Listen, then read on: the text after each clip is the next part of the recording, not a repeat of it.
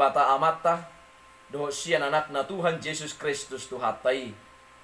Amin. Saudaraku yang kekasih dan yang diberkati oleh Tuhan kita Yesus Kristus. Horas, shalom, salam sehat.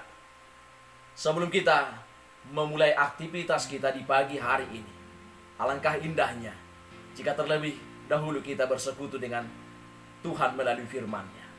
Firman Tuhan dalam persekutuan kita di hari yang indah ini tertulis dalam surat 2 Korintus 3 ayat yang ke-12. Demikian kebenaran firman. Karena kami mempunyai pengharapan yang demikian, maka kami bertindak dengan penuh keberanian. Demikian firman Tuhan. Saudaraku yang kekasih dan yang dicintai oleh Yesus Kristus. Manusia pada umumnya ingin dinilai berpenampilan menarik.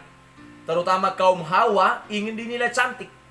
Karena itu, klinik kecantikan sudah punya nama dan dapat menjawab harapan kaum Hawa tidak pernah sepi dari pengunjung. Mereka rela membayar mahal demi mendapatkan kecantikan dan penampilan yang menarik.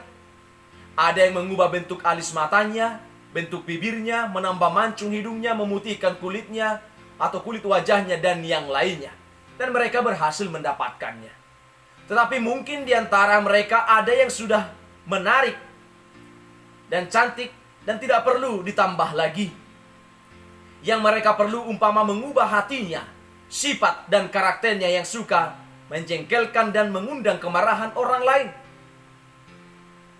Tidakkah seharusnya seiring dengan perubahan yang semakin cantik dan menarik juga mengubah hatinya sehingga perbuatannya juga cantik dan menarik?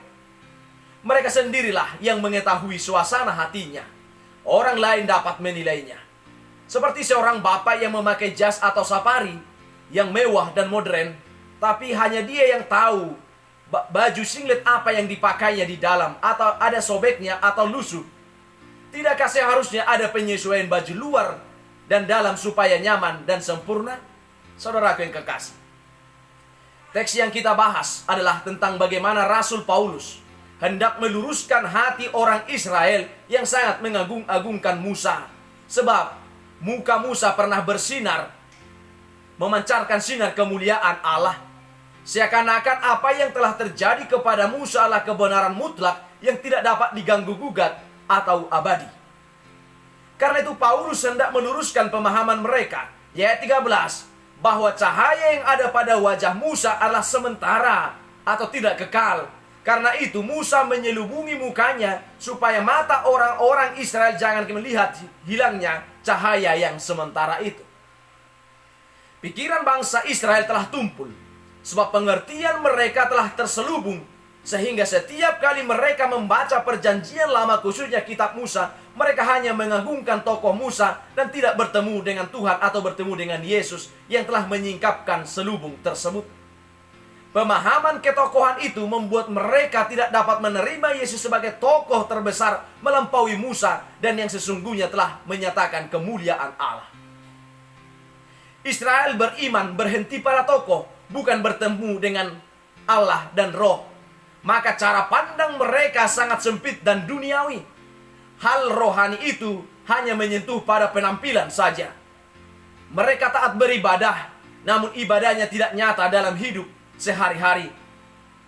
Mereka beribadah secara kolektif tetapi tidak nampak, tidak nyata dalam sikap hidupnya. Orang-orang yang menerima Tuhan adalah roh percaya di mana ada roh Allah, di sana ada kemerdekaan. Ayat yang ke-17. Perbuatan baik bukan supaya demi tujuan, tetapi perbuatan baik karena telah dimerdekakan oleh Tuhan. Ayat yang ke-17. Dimerdekakan di dalam Yesus. Di Galatia 5 ayat 1. Dimerdekakan dari penghukuman dan perbudakan dosa. Dan di dalam Roma 6 ayat 6 sampai 14 dimerdekakan dari kuasa iblis. Melalui pengajaran Paulus mengajak orang Israel dan juga kita jangan berhenti pada hal yang kurang penting, tapi capailah hal yang paling utama. Bukan kepatuhan yang kaku, tetapi kepatuhan yang merdeka. Berbuat baik bukan supaya dilihat orang, tetapi itulah tampilnya aslinya. Hidup yang telah menerima kemerdekaan oleh Kristus. Kalau ada Tuhan, adalah roh. Dia ada di mana-mana. Jika orang menyadari, maka orang akan hidup dengan kebenaran. Hidup di dalam pengharapan. Hidup di dalam keberanian. Berbuat benar bukan karena terpaksa, tetapi karena ikatan persekutuan dengan Tuhan dan Roh yang tidak pernah putus, sebab di mana Tuhan hadir. Paulus mengajarkan bahwa orang yang telah dimerdekakan, hidupnya mencerminkan kemuliaan Tuhan. Hidupnya penuh dengan pengharapan, hidupnya penuh dengan keberanian melangkah sekalipun tantangan, masalah ada di hadapannya. Kemuliaan yang dapat dilihat semua orang dan nyata di semua tempat, bukan kepura-puraan. Mari kita bayangkan dan kita gambarkan kira-kira bagaimana wajah Tuhan yang mulia itu. Kalau Tuhan memandang kepada kita, kira-kira wajah Tuhan yang bagaimana yang akan kita lihat? Apakah wajah Tuhan yang penuh kemarahan, penuh kekejaman, dan yang menyeramkan? Atau wajah yang manis, penuh senyuman dan memberi harapan? Kira-kira bagaimanakah gambar wajah Tuhan kalau ia memandang orang di dalam kesusahan, orang yang hidup di dalam dosa? Tuhan itu adalah kasih, dan kemuliaannya nyata di dalam kasihnya. Ia tidak memandang muka. Kepada semua orang diberinya kasihnya, diberinya kemuliaannya. Paulus memberitakan di dalam Tuhan kita diubah menjadi serupa dengan segambar dengan kemuliaannya yang semakin besar. Ayat 18. Kepada orang-orang percaya, gambar Tuhan yang penuh kasih dan kemuliaan itu sudah dikenakannya. Itulah yang membuat orang percaya mulia, hidup di dalam kebenaran dan cinta kasih, jauh dari segala pelanggaran dan dosa. Karena itu, bagi orang percaya tidak ada yang mustahil. Jika ia tampil dengan kemuliaan Tuhan dalam segala situasi, ia sanggup melawan dosa, mengendalikan diri, dan menciptakan suasana damai sejahtera, dan yang utama, penuh keberanian dan tidak pernah putus harapan. Coba ingat, bentuk wajah saudara terakhir bercermin. Kira-kira adakah mencerminkan kemuliaan Tuhan? Coba ingat ketika saudara marah, kecewa, sedih, sakit. Adakah wajah saudara mencerminkan kemuliaan Tuhan?